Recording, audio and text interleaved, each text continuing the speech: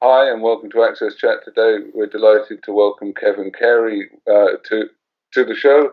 Kevin is a good friend of mine, but he's also the chairman of the RNIB, an engineer, a distinguished person of note in the world of accessibility. You do loads of different things, Kevin. I can't even reel off all of the things that you get involved in.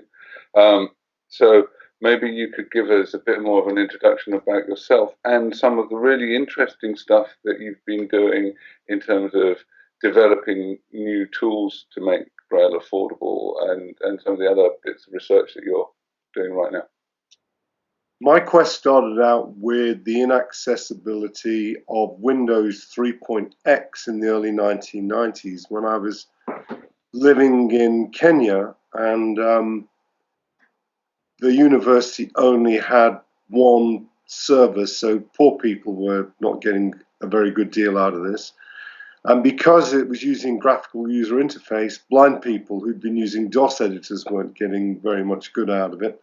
And the two things came together in me being very interested in the first place about how poor and underprivileged people and disabled people as a whole big group were going to deal with the internet, or whether they'd be disadvantaged by it. So I didn't start out with a specifically disability angle. I started out with a social justice angle.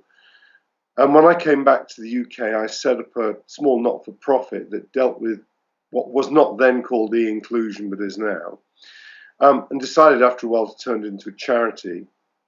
And we began looking at the way that people access the internet, not really registered disabled people, but actually that group of people between, let's call the most disabled 10% and the 50% who are comfortable. So I was looking after about 40% of people in a grey area. To that extent, Humanity, the charity I set up, was one of the great pioneers of text messaging. We forecast in the late 90s that text messaging would be fantastic because it meant that people who weren't very good with QWERTY keyboards and the PC bundle would be able to communicate with each other. So that was one of our first kind of breakthroughs. And after that, I began to get very interested in broadcasting, and I began to do work on the accessibility of television and got a NESTA fellowship in accessible broadcasting, and actually even got an arts degree. I got a Royal Television Society engineering degree. And even though I had an arts degree, I actually got a Royal Television Society engineering award for trying to do some work on speech to text for driving televisions. It was a bit premature, but it was a lot of fun. It was on the Sky Electronic Program Guide. And after the NESTA Fellowship, I went to work for Ofcom on the regulation of accessible television. But then I got sort of diverted out of that when I became first the vice chairman, then the chairman of RNIB. So in the last few years, although I've done some work which we'll come back to on the economics of accessibility, and I've had some other sideline interests, in the past few years, I've focused mainly on blindness and low vision. Thank you. It's a lot of stuff you've done, and obviously I know that I first came across the stuff that you were doing through Gareth Ford Williams, and obviously you've done some work with Gareth on iPlayer and the interface there as well. Yeah, I was very keen on broadcasting, mainly because although congenitally disabled people by and large have grown up with the PC Windows bundle and more recently with mobile phones, the vast majority of people who've got some sort of physical impairment are huge consumers of broadcasting, which is why the first thing I did when I got interested in technology for the blind was to put a huge amount of effort into making television menus accessible. And we actually manufactured a chip and put it into a set-top box at the time when that was still the way you did it. About 2005, RNIB invested 1.5 million quid to manufacture a chip so that menus could be accessible, because there's no point putting audio description onto programs if you can't find the program on the menu. So that was my first big thing in accessibility in RNIB, was accessible television. Then, of course, we persuaded Japanese television companies to make their menus accessible. But that was the start. Interesting. So I think your cough is passing to me now. So I know that also you talked about a social justice issue. I've been providing assistive tech and assistive hardware for a long time, and some of the most expensive assistive hardware is Braille hardware. And I know that this is something that energized you, and you've been working on a project to reduce the cost and therefore make Braille accessible for people around the world. Yeah, the first refreshable Braille display I saw was a piezoelectric display in 1978. And looking at it again in around about 2008-9, it hadn't changed in terms of the technology, and the price had stayed fairly static in real terms, which is huge. I mean, the Apex Braille display that I've got with 32 Braille cells was more than $4,000. Sorry, more than £4,000. In America, it'd be $4,000. But here, of course, they charge in pounds what they charge in America in dollars. And I made a promise in 2011 on behalf of RNIB that I would cut the price of refreshable Braille by 90%. And I got together all the big players in Work for the Blind all over the world to pool in one project. And we got $1.5 million together. We wrote a user requirement. We tested that with the world blind community. We came back, we did 3 iterations of prototyping, and the unit has just gone into production in, well, a cyclone in Chennai in December, but it's just about to go into production. And it's $320 for a 20-cell unit, which is really small. What that means is 3 things. First of all, it puts a refreshable Braille display into the hands of blind people in the West who want to link it up to a Kindle or to an iPhone so that they can read Braille books really cheap. And that also gets RNIB out of having to spend a huge amount of money making Braille books in hard copy, which is horribly expensive. The second thing it does is it allows all libraries all over the planet to distribute a vast number of Braille books on SD cards, which means that you, again, massively cut the cost of people consuming Braille. The third thing that it does, which is for me the most exciting in many ways, is it puts real Braille into the hands of kids in developing countries where there is no hard copy Braille. They can use Bluetooth on this Orbit 20 reader to download stuff from the internet, as well as being given SD cards with Braille on it. And we've coupled this up with another not so well-known project yet, because it's only just finished, which is that I've also, through RNIB, teamed up with Dolphin Systems, and we have just finished producing a very, very simple converter that will turn Word files and XML files into large print Braille and synthetic speech with simple architecture. And we're giving that free to anybody who wants it, except for the top 40 countries in the world. And so that will sort of be a twin to the other thing. So we have cracked Braille hardware, we've cracked Braille software, we've cracked large print, and we've cracked making synthetic speech usable. Okay. And you say you're making it freely available for all apart from the top 40 countries. Obviously, within those top 40 countries, there are people that still don't have a lot of money. So what's the cost to an individual to get hold of this software. We didn't think of it that way. What we did was we bought a license off Dolphin Okay. for all but the top 40 countries. But Dolphin Okay. have fairly simple Braille software. People can go to MVDA and get free software. So it isn't like there isn't anything in the market. But I can't solve everybody's problems. This was a very specific third world problem. No, understand. I just wondered what the cost was to an individual if they were interested in the solution. I guess we'll go and ask our friends at Dolphin. Yeah. Okay. That's fair. Another thing that we talk about on a fairly regular basis is how we can look at the problems that are caused by or the failure of legislation and governments to actually address inaccessibility and how we might reframe the problem. Well, I think that the interesting thing about regulation is that there have been three notable successors in accessibility in the 21st century, and they've all been driven by regulation.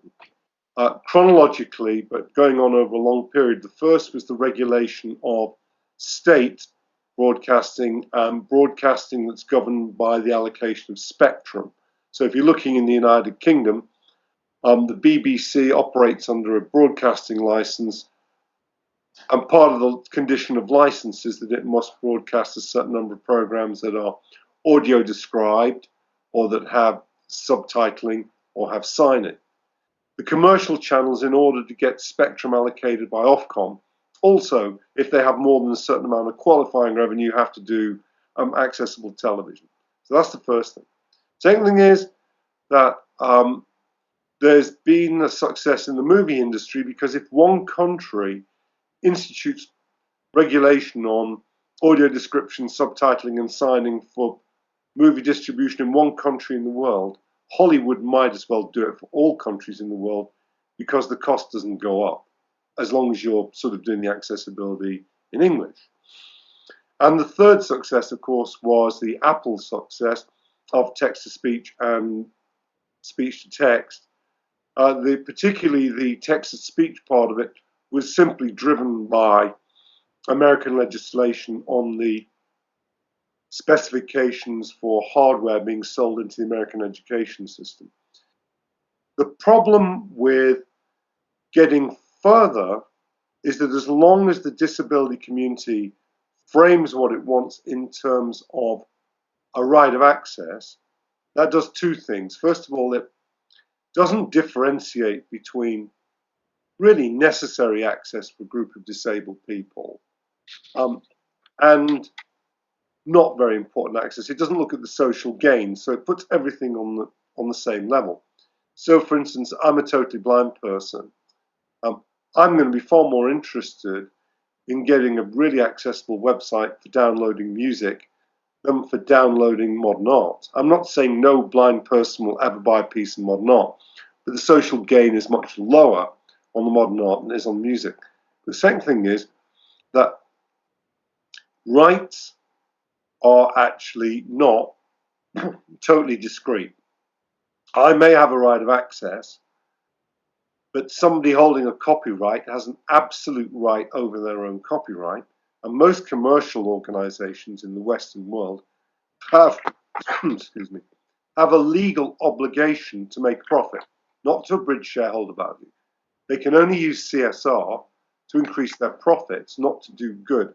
So when disability organizations lobby commercial organizations to do good, it's totally daft. So what you need is a different approach on both sides. On the one hand, the disability sector has to stop exaggerating its market size. And on the other hand, the commercial sector has to stop either saying that what disabled people want isn't technically possible, or saying it's too expensive when they haven't got a clue how much it is. So we actually need a rational discussion around the table which says, look, an optimal product is one that has the maximum set of features whereby if you added a feature or if you took a feature away, profit would go down. Right. Are any of the features disabled people want missing from that? Okay, how much would it cost to add them? And all those features so widely used that they present what I call a peer normative problem. Are they so peer universal that we should demand legislation for them? So in other words, we've got legislation on television because almost 100% of the people watch it. If the companies hadn't moved on mobiles, we would have had legislation on mobiles because almost 100% of the people use them. Where we've got a problem is that you can't regulate the internet because of the fact that if people don't like your internet regulation, they can move their website to somewhere else. But if you based accessibility requirements on where companies made sales, then you could do a lot more. Most organizations that are of any size in this country operate under a license. You can only sell booze under a license, sell insurance under a license, provide banking services under a license, be a major retailer of food under a, sell electronic goods. For one reason or another, most things that we buy get sold to us under a license. So if a condition of license was that you had to make your website accessible, we'd be getting a lot closer. But we need to be a lot more forensic instead of just rumbling around doing the rights thing, because actually the bicycle of human rights is always mown down by the tank of profit. Okay. Antonio, I know you've got a question. No, quite recently, the European Union approved the new regulations on accessibility in relation to apps and websites. We also have the Marrakesh Treaty. So in the past year we have interviewed people from the government in Norway, where they have a sort of a educative approach to accessibility in business, where they don't enforce but they try to educate. What do you think is the role of government and policymakers within accessibility? Are they there to regulate, or are they there to educate? I think that they're there to regulate where there is a clear legal case that something that people need to do is so universally done, like television, shopping, telephony, that there is a legal case for the government abridging shareholder value in order to achieve social gain. So it's got to in some way be proportionate. A law that said all digital material has to be accessible to all disabled people would actually put an awful lot of SMEs out of business. So there's just no point in doing that. That's the first thing. So if it's what you call peer normative, and you can set a number on that, you can say, if an activity in a country reaches X%, then we'll legislate. That's the first thing. But the second thing is that you can't actually, given the global transmission of digital information, legislate, for instance, for the accessibility of websites other than those you create in your own country, like government websites or apps. It's all very well for people who use minority languages like Swedish or Norwegian to say nobody can do anything in Norway or Sweden without this, because the Norwegian and Swedish language markets are not global, they're very local, so that you can legislate that way. But you couldn't say to somebody developing a really good app somewhere in a country you hardly knew and say, well, you can't bring that into the UK if you don't make it accessible. What my approach at RNIB is exactly the opposite. My approach is to say, stop lobbying. Lobbyists are really expensive people. What you do is you get the app that you really want for blind people, you make it accessible, and you sell the accessibility solution back to the manufacturer, because it's cheaper to manufacture and sell solutions than it is to pay lobbyists. Okay. Go on. Sometimes when I do our work for AXSChat, I try to identify people working in the area of accessibility and digital inclusion in many different countries to see, if there's a potential of bringing them to the conversation. And sometimes I found that organizations that work on accessibility they have websites who are not, let's say, consumer friendly. People are not, would never feel engaged to go to those websites and consume the information that is in there. And then I realized that sometimes they do those websites more for their own community than for the broader community. Don't you think there's something there that needs some work as well? There's been a myth around. So I went to the very first Web Accessibility Initiative meeting in 1996 in Sophia Antipolis. I can still remember it, just outside Nice. And the very first meeting I went to, there was a quite robust discussion about whether accessibility damaged aesthetics. So that if you made something really accessible, it would look dull and boring.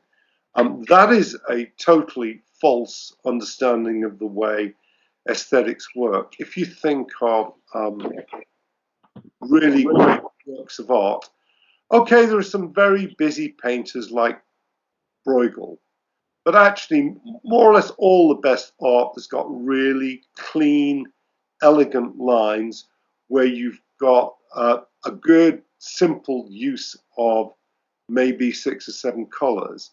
But there comes a point with art, just as there comes a point with food, that if you get too many flavors, it just stuff cancels each other out. So I think there's an absolute tie-up between accessibility and aesthetics. But what you need for that are web designers who are not lazy.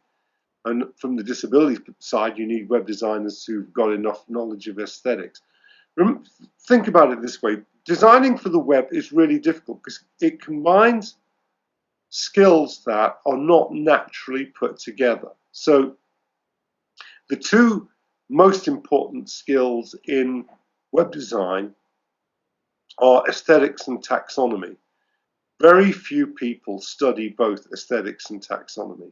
They usually go down the art and design route, or they go down the philosophy, logic, and taxonomy route, but very few do both. So I think it is an unusual mixing of skills. However, the requirement is definitely there because you want people to be attractive. Organizations, commercial organizations, obviously have been branding their products for centuries now, and wish to brand their online presence and make it marketable and attractive.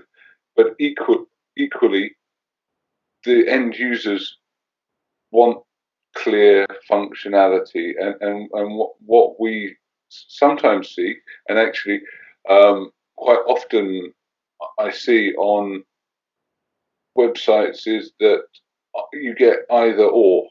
What you don't get is the mixing of the two, and my goal is always to try and get something that is both functionally accessible but also aesthetically pleasing, and you have all of the affordances needed, because from my point of view as someone with dyslexia, I want clear visual affordances that enable me to be able to use that, and also to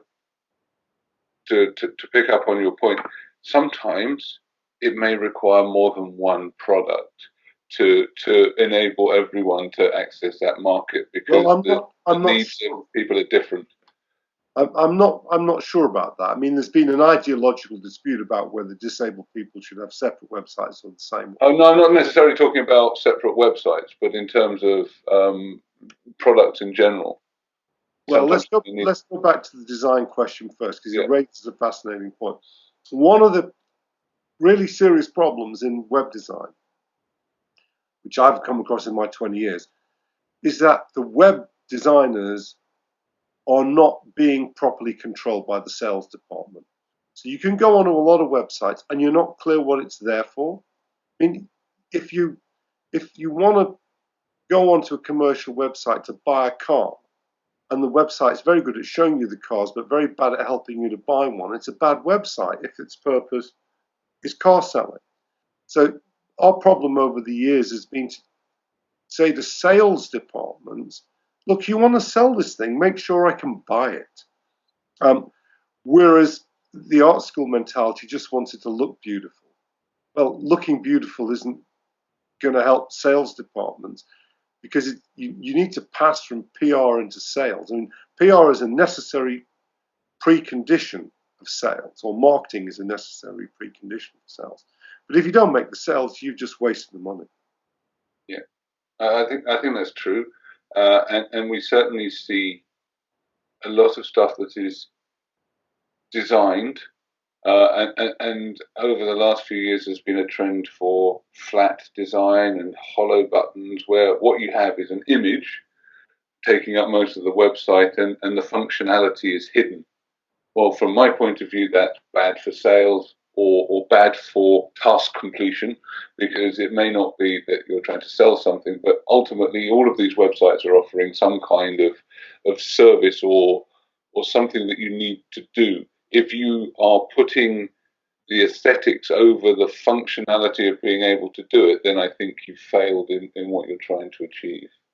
I'm sure, and there's a mirror image of that in the way that public sector websites, by and large, reflect the concerns of the department that publishes them rather than the citizens that access them. So one of the really mad things in the past 2 decades has been the belief by civil servants, which is totally wrong, that you can digitize analog processes. People who would sit and fill out a 32-page analog form are not going to sit and fill out a 32-page online form, particularly if halfway through they get trapped in a box, or they drop off, or they get told they've been on there 15 minutes and that's all they can have, or all these other absolutely absurd things. I've been pushing for years in the public sector for a hybrid system, so that if somebody has difficulty filling a form on a website, the system immediately puts somebody through to a telephone call center. And when they've solved that problem, the call center rings off. In other words, what we've got at the moment is you can either fill out a form online or you can use a call center, but you haven't got a hybrid system. And hybrid systems would save everybody a lot of time and money. And they're technologically quite possible now, but the government just doesn't seem interested in that. Well, we're actually, so we may not be doing it for government public-facing websites, but this is something that we're actively doing for some of our customers in terms of technical support. So we start off with people being able to use the website, and then if they get stuck, they can get live help. And that live help isn't necessarily live chat, but they can go from a sort of instant messaging to a call. And I was at our offices, actually our factory, the other week, where we make ticketing machines for rail, for the stations. And one of the things we're doing now, aside from putting in hearing loops and braille for the machines themselves, is putting in a two-way camera to enable people to call for help. Because if they get stuck, then they'll get through to a real person that can take over the machine, and spit the tickets out. So that's something we're actively working on, and I think that is going to become more common. But you may not get a live person. What you might get in the next few years is a bot. Yeah. I don't know how much longer we've got, but it seems to me that there's one area of information that has been pretty well left behind in 20 years that worries me. That is that when I first joined the Web Accessibility Initiative, the argument really was about what concessions could you screw out of Microsoft, because it was the only game on the block in the mid-90s. There was a bit of IBM, but in the end it was, what was Microsoft prepared to give us in terms of web content accessibility guidelines, WCAG 1, and then painfully later WCAG 2. But what's happened in the last 20 years that hasn't crept up on us, it's been a storm, has been the change from average human beings. I don't mean academics, and I don't mean the people, the top 10 in terms of intelligence, but there's been an absolute explosion in the past 20 years through SMS, email, blogs, web publishing, the whole thing, in self-publishing. And the tools that disabled people can use to publish have not been as good as they should be. And it's absolutely essential if people with disabilities are going to stay even in 21st century society. They've got to be publishers. If you're not a publisher, you're damned. Okay, I think that's a really interesting perspective. We often talk about the other side of that, which is the proliferation of user-generated content and how actually the platforms should be putting the ability to create the metadata required for accessibility front and center as part of the workflow. So, for instance, Twitter allows you to create image descriptions as part of your Twitter post, but the feature for that is not on by default. Yeah. So therefore, you've got to go and look for it, turn it on, and be actively thinking about it. The feature's not in any way intrusive, and if they put it on by default, people would use it, and you would actually be able to help more people make more accessible user-generated content. That's really important for blind people, because for blind people, the elephant in the room, right, is description.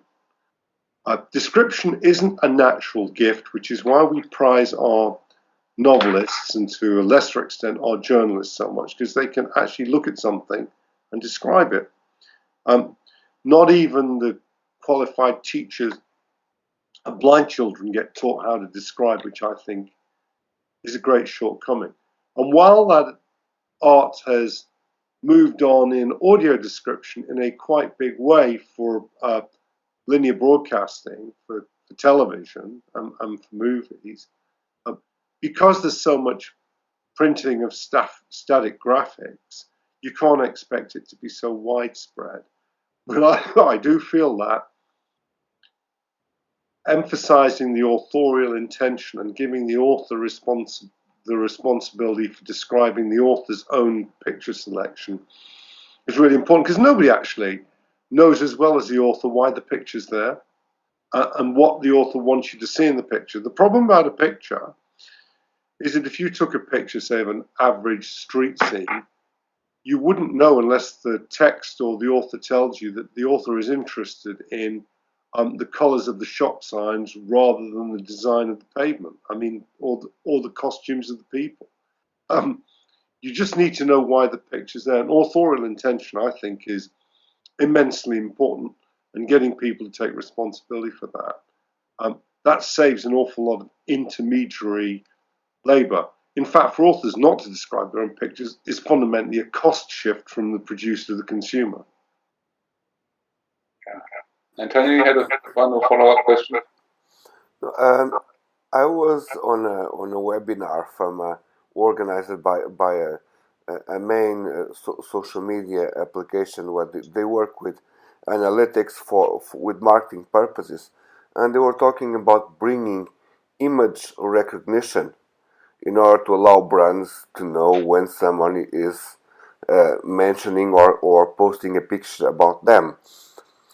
We see this type of developments coming to market, but they seem to take time because they need huge data sets of information in order to be accurate.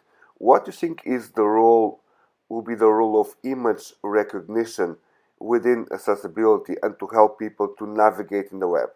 It's very limited use. I mean, the main investment in image recognition is to use automated systems to locate pornography. I mean, that's where all the investment has been, particularly people who want their sites to be child safe. But the problem with image recognition is that it only to a very limited extent, a bit like a picture of a criminal outside a police station where you've got a line drawing, It can tell you what, but what a consumer needs when there's a graphic in a file is to know why. I mean, I can be reading a text and somebody can write a description next to a picture and say, picture of Neil Milliken, right? If that picture isn't captioned Neil Milliken, accessibility expert for Atos, because that designation of him hasn't been in the text, all that's been in the text is there are a few key accessibility experts.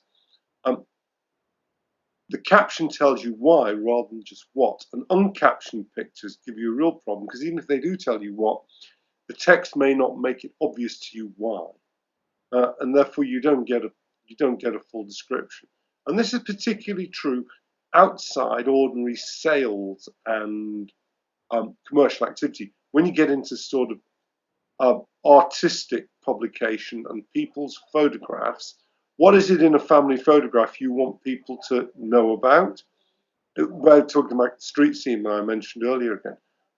A photograph has so many different things in it. What you want is the author to tell you what it is it's been put in there for, rather than just a very long object description, which takes too long. I mean, one of the real problems, if we're bringing this to an end, for blind and partially sighted people, is simply getting to what they need fast enough. I got into real bad trouble about 8 years ago for saying that blind people could read a screen full of web information much slower than a sighted person who could just scan it immediately and see what he wanted, like in the flicker of an eye. But one of the problems for blind people is that they can't get to the stuff they need and process it fast enough to be competitive.